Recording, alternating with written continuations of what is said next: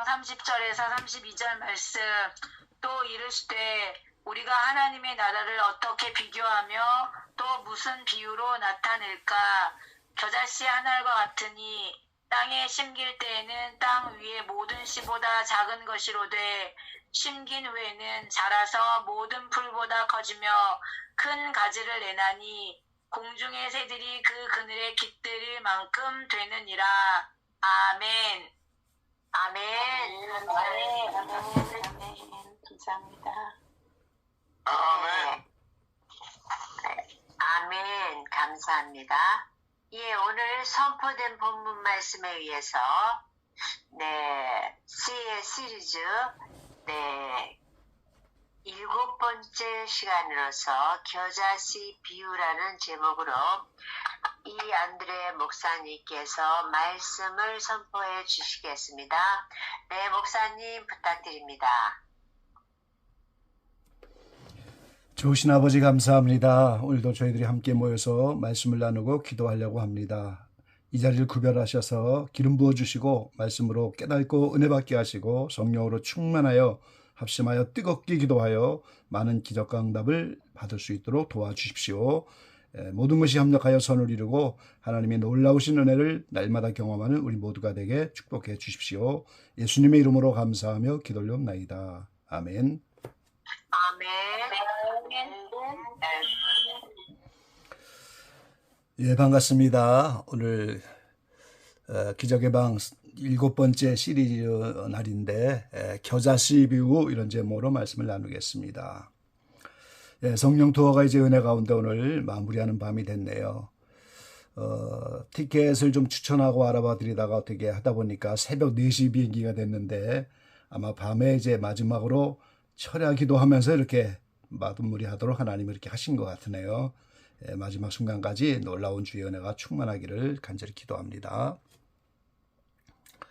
자, 오늘 겨자씨 비유인데 이 겨자씨 비유의 말씀도 씨 뿌리는 비유와 같이 성장에 초점이 있는 그런 비유입니다. 어제 이제 4가지 마음밭, 씨 뿌리는 비유를 우리가 나눴는데 길가밭에서 돌밭, 가시밭, 좋은 밭, 이것이 이제 뭐 좋은 밭이 됐다, 돌밭 됐다, 가시밭 됐다 뒤죽박죽이 아니고 시험 과정을 통과해서 성장론적으로 발전해서 좋은 밭이라고 하는 밭이 돼야 30배, 60배, 100배로 열매를 맺는다고 말씀을 드렸죠. 그래서 이 겨자씨 비유도 씨 중에 제일 작은 씨인데 그게 심겨지면은 나무가 된다는 거예요. 큰 가지가 된다. 이렇게 다른 복음서에는 나무가 된다 그랬어요. 그러니까 나무가 되고 나니까 공중의 새들이 그 그늘에 깃드는 것이 하나님 나라와 같다. 이렇게 말씀하고 있는 거예요. 이스라엘 땅은 이제 사막지대이기 때문에 뜨거운 한낮의 태양이 굉장히 덥죠. 그래서 무화과 나무 그늘 아래 쉬기도 하고 거기서 묵상도 하고 그러는데 공중의 새들이 그 그늘, 이 겨자나무가 이제 되어지니까 그 그늘에 와서 깃든다. 이렇게 말씀하셨어요.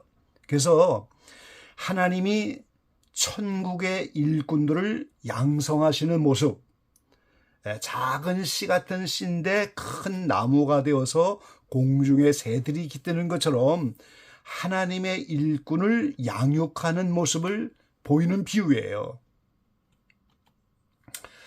이제 해석하면 자기 밭에 갖다 뿌렸다고 하는데 다른 복음서에는 이제 땅, 채전 뭐 여러 가지 이제 있습니다. 이게 전부 사람의 마음이에요. 그리고 겨자씨는 하나님의 말씀입니다. 큰 가지가 되었다고 하고 이제 나무가 되었다. 근데 이거는 하나님의 말씀이 사람의 마음밭에 떨어져서 이 신앙이 잘 성장하여 아비의 신앙이 됐다는 거예요. 이 사도 바울이 요한일서의 신앙의 단계를 3단계로 말하지 않았습니까? 아이의 단계가 있고 청년의 단계가 있고 아비의 단계가 있다고 했어요. 그래서 큰 나무가 됐다. 큰 가지가 됐다. 공중의 새들이 깃들 만큼 큰 나무가 됐다. 이건 아비의 신앙이 됐다는 거예요. 그래서 공중의 새들이 깃든다고 하는 새들, 우리가 네 가지 마음밭에서는 길가밭에 새들이 와서 그 씨를 먹어버렸다고 하는데 그때는 마귀고 악령인데 여기에 새들은 성도들을 말하는 거예요. 그러니까 누군가가 하나님의 말씀으로 겨자씨 같은 작은 말씀이지만 그것이 마음에 뿌려지고 잘 성장하여 아비의 신앙이 되면은 공중의 새들이 깃드는 것처럼 많은 성도들을 양육하게 된다고 하는 것이 하나님 나라를 세워가는 하나님의 계획이라고 하는 겁니다. 자, 여기서 이제 이 그늘이라고 하는 개념, 상대적으로 그늘은 햇빛이 해가 나와서 쨍쨍 쬐니까 그늘이 있는 거잖아요. 그래서 네 가지 마음밭에서 오늘 돌밭은 싹은 나오지만 해가 내리쬐니까 시들어져 버리는 그걸 환난 핍박이라고 말하지 않았습니까? 그러니까 이 해는 환난 핍박 고난과 역경을 말하는 거예요.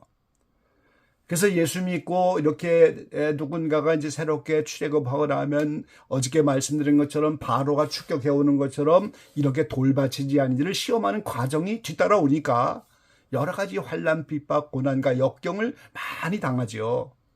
그때 그 해를 피할 수 있는 그늘이 필요한 거예요. 그 그늘에 들어가야 쉼을 얻고 위로받고 치유받고 양육받고 성장할 수가 있다는 거죠. 그래서 이제 하나님은 이렇게 큰 나무와 같이 예수님을 많이 닮은 성장한 성도들을 세워서 공중의 새와 같은 성도들을 그 그늘로 모아서 그 그늘 속에서 위로를 받고 쉼을 얻고 치유받고 양육받고 성장되도록 이렇게 준비하신다는 거죠. 아가서 2장 3절로 4절 말씀에 보면 술람미와 솔로몬의 그 이야기 가운데서 술람미가 이제 신부를 대표하는 이런 말씀인데 예수님을 상징하는 남자를 표현하면서 이렇게 했어요. 남자들 중에 나의 사랑하는 자는 숲을 가운데 사과나무 같구나. 내가 그 그늘에 앉아서 심히 기뻐하였고 그 실과는 내 입에 달았구나. 그가 나를 인도하여 잔치집에 들어갔으니 그 사랑이 내 위에 기로구나 그랬어요. 자, 이 예수님을 사과나무로 표현해 갖고 이 숲풀이 많이 있는데 뭐 그 숲풀 속에는 별별 나무가 다 있겠지 않겠습니까? 근데 예수님은 사과나무가 돼 갖고 그 사과나무 그늘에 앉아서 심히 기뻐하였고 그리고 그 사과나무의 실과는 내 입에 달았구나 그렇게. 예수님이라고 하는 사과나무가 주님이 주는 모든 것이 이제 신령한 은혜로 달고 말씀이 달고 주님의 품에 그 그늘에 앉아야 심히 기뻐하고 그가 나를 잔치집으로 인도해 간다고. 그래서 이런 예수님을 많이 닮아서 이렇게 성장한 성도를 큰 나무로 세워서 공중의 새들이 그 그늘에 와서 위로받고 쉼을 얻고 치유받고 양육되고 성장돼서 하나님의 잔치집에 인도해가는 그 일을 예수님처럼 감당하게 되어진다는 그런 말씀인 거예요. 이것이 하나님의 나라를 만드시는 원리라고 하는 겁니다. 그러니까 하나님은 항상 큰 나무와 같은 겨자씨 나무와 같은 일꾼을 먼저 양육하여 세우시고 그 일꾼을 세운 후에 성도들을 부르셔서 공중의 새들이 그늘에 깃드는 것처럼 그 성도들을 큰 나무인 겨자나무에게 붙여서 양육을 시키는 이게 하나님 나라를 만드시는 하나님의 원리라고 하는 겁니다. 그래서 하나님은 먼저 일꾼들을 세우시는데 이 성경적으로 보면 일꾼들을 먼저 세우신 예들이 많죠. 자, 구약시대의 모세가 이 40살에 40살에 하나님의 부름을 받아서 광야로 나가서 40년 광야 생활을 했어요. 그래서 모세가 80세가 되니까 가시떨기나무 가운데서 부르셔갖고 내가 선 곳은 거룩하니 내 신을 벗으라. 그러면서 이제 비로소 그때 겨자나무와 같이 큰 나무가 된 거예요. 그러고 나니까 광야 40년을 걸어갈 이스라엘 백성의 그 광야 여정을 40살부터 80살까지 먼저 걸어갔단 말이죠. 그러니까 이스라엘 백성을 광야로 인도할 수가 있는 거죠. 그래서 하나님이 모세를 먼저 큰 나무로 세우시고 이스라엘 백성을 공중의 새들이 모세에게 깃들여서 모세와 함께 가나안 땅을 가게 하는 것처럼 이런 원리로 일꾼을 먼저 세우는 거예요. 자, 믿음의 조상이라고 하는 아브라함을 하나님이 75세 부르셔서 자손을 많이 주겠다고 했는데 99세에 가서 비로소 이삭을 받아갖고 100세에 낳잖아요. 그럼 99세 됐을 때 하나님이 창세기 17장에 보면 그 아브라함을 통하여 이제는 내 앞에 완전하라 이렇게 말씀하면서 이름을 고쳐줘요. 아브라함이라고. 그때 믿음의 조상이 되고 그때 할례를 베풀어 주시는 거예요. 물론 구약시대니까 육신의 할례를 받는 거지만 그때 아브라함은 의로워지고 그때 비로소 죄에서 해방되는 로마서 8장의 경지와 같은 그런 신앙의 경지가 돼서 신앙의 아비가 되는 겁니다. 그래서 믿음의 조상이 되니까 아브라함을 통해서 난 육적 자손의 조상이 되고 이삭을 통해 나타난 이스라엘의 조상이 되고 또 영적으로 믿음을 통하여 구원받는 모든 믿는 자의 조상이 되어서 그가 큰 나무가 되어 그가 공중에 새들이 깃드는 것처럼 많은 성도들을 믿음으로 양육하는 이런 조상으로 세워졌다는 거예요. 그래서 이런 원리는 신학시대에 들어와서 교회시대에도 마찬가지인 거예요. 초대교회부터 마지막 때까지 시대와 지역에 따라 거기에 걸맞는 일꾼을 먼저 세우시고 그 일꾼들을 통하여 공중의 새와 같이 성도들을 양육하는 이것이 하나님의 구원 섭리의 원리더라 그 말이에요. 그래서 초대교회 12사도를 세우셨잖아요. 그러니까 초대교회 3,000명, 5,000명 회개하고 돌아오는 그들이 바로 공중의 새들인 거예요. 또 사도 바울을 세워서 1, 2, 3차 전도여행을 통해서 사도 바울을 통하여 구원받는 사람들이 다 공중의 새들이 되는 거예요. 중세를 거쳐서 이렇게 이제 마지막 때가 되어지고 이제 시대와 지역에 따라서 이런 일꾼들을 먼저 세우시고 공중의 새들을 거기에 붙여서 양육을 하는 것이 하나님의 구원의 섭리죠. 때에 따라 웨슬레를 세워서 감리교라고 하는 교단을 세워서 감리교를 통해서 구원받는 사람들은 웨슬레라고 하는 큰 나무에 붙은 공중의 새떼들, 칼빈을 세워서 장로교를 세우고 장로교를 통하여 구원받는 사람은 칼빈에게 붙은 공중의 새들, 이런 원리를 가지고 마지막 때까지 하나님 먼저 일꾼을 세우시고 그 일꾼들을 통하여 공중의 새들처럼 성도들을 양육해가는 이것이 하나님의 방법이죠. 마태복음 5장에도 예수님이 너희는 세상의 빛이라 그렇게 말씀하셨잖아요. 하나님이 빛이시니까 육신을 입고 오신 예수님도 빛이시고 예수님을 따라가는 제자들을 향하여 너희가 세상의 빛이다. 그러면서 누군가가 이런 빛이 되면은 말 아래 한 대, 두 대, 한 말, 두 말을 세는 이런 그 계량 단위의 말 위에 두지 않고 등경 위에 둬서 선반 위에 그 빛을 드러내게 해서 집안 모든 사람을 비추게 한다. 이렇게 말씀하잖아요. 그러니까 누군가가 먼저 빛이 돼야지. 누군가가 먼저 나무와 같은 신앙으로 아비의 신앙이 되고 그러면 하나님이 그를 통해서 공중의 새들을 양육하는 것처럼 많은 성도들을 거기에 붙이는 그런 원리라는 거예요. 그래서 일꾼이 세워지는 과정이 오늘 성경에 많이 나와 있죠.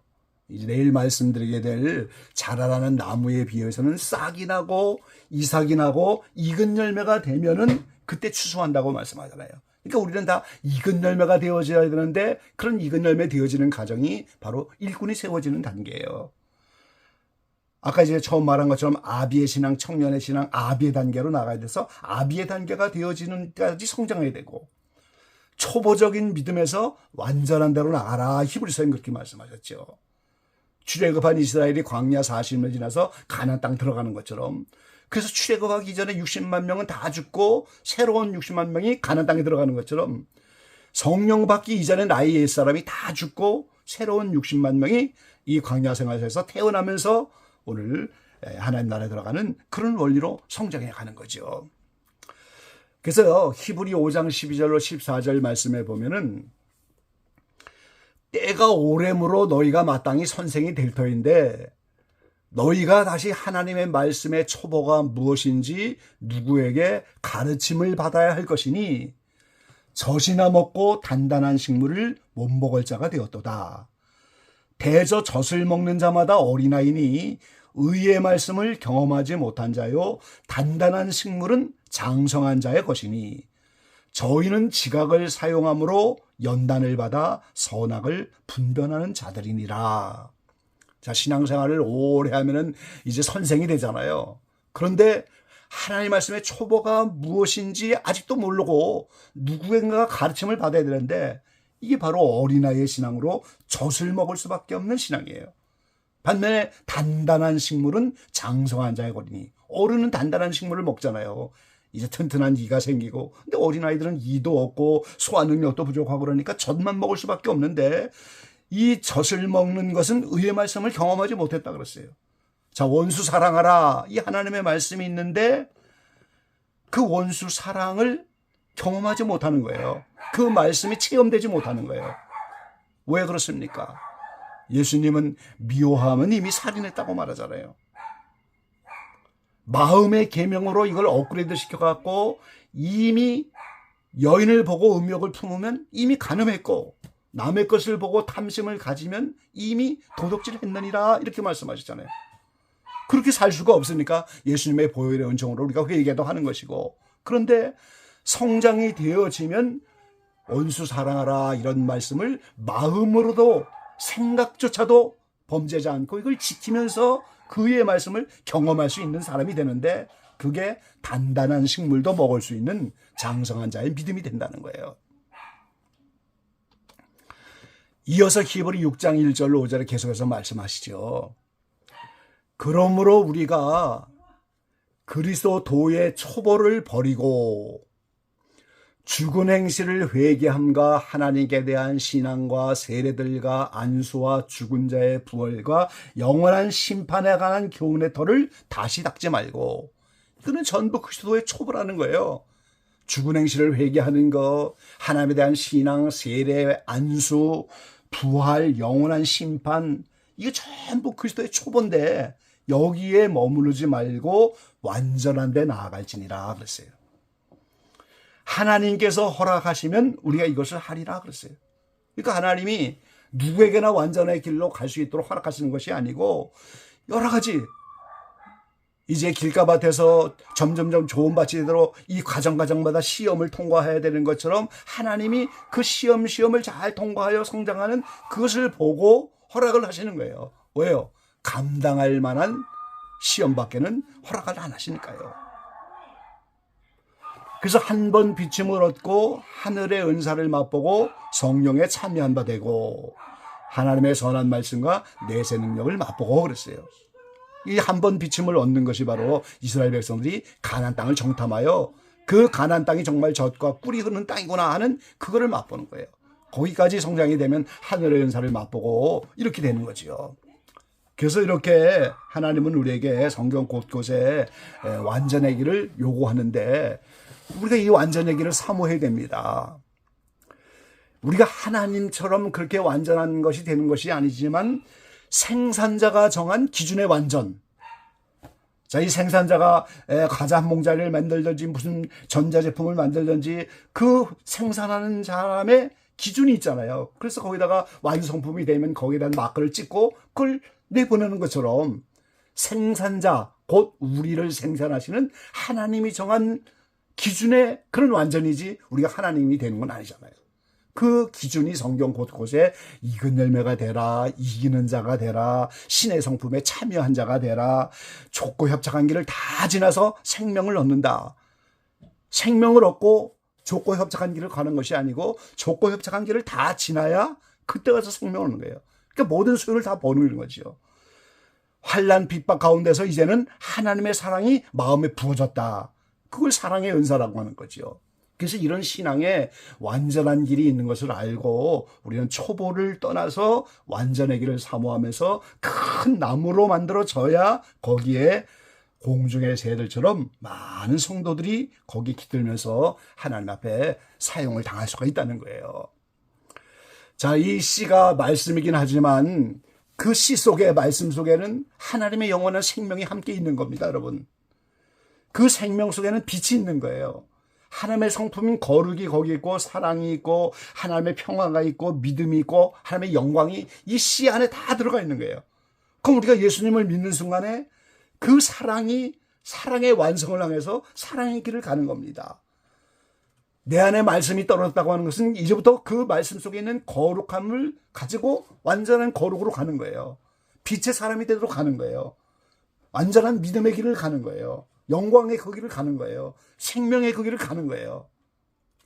그래서 요한복음 17장에 예수님이 마지막으로 기도하면서 창세전에 말씀으로 계셨던 예수님이 하나님과 함께 하셨던 그 영광, 모든 피조물을 짓기 전에 그 영광, 그 자리로 주님께 주신 자들을 다 함께, 예수님이 하나님 안에, 하나님이 예수님 안에 있는 것처럼 그들도 그 안에 함께 있게 해달라고.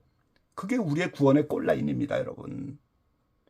그래서 그 길을 가는 것이 완전의 길인데, 오늘 씨라고 하는 말씀 속에 그게 다 포함되어 있어서 그것이 우리 안에 마음밭에 들어서 이게 자라나야 되는데, 먼저 잘 성장이 된 그들을 통하여 나무로 먼저 세우시고, 그들을 통하여 공중의 새들이 햇빛이 쪼이고 한란 핍박과 역경과 병들고 이런 힘든 과정들이 계속해서 악령들을 통하여 쫓아오는데, 마치 요백에 허락한 것처럼 생명은 건드리지 마라 하고 이 요백에 많은 시험을 허락했잖아요.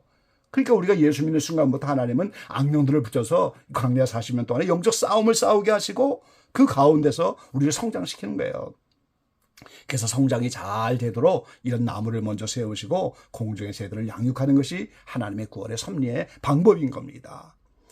예, 마지막 때가 가까웠는데 오늘 기적의 방의 모든 지체들이 이렇게 큰 나무로 잘 성장해서 가족을 비롯하여 주변의 많은 영혼들을 양육시키는 이러한 귀한 그런 사역자들로 아름답게 세워지게 되시기를 주의 이름으로 간절히 기원합니다. 아멘.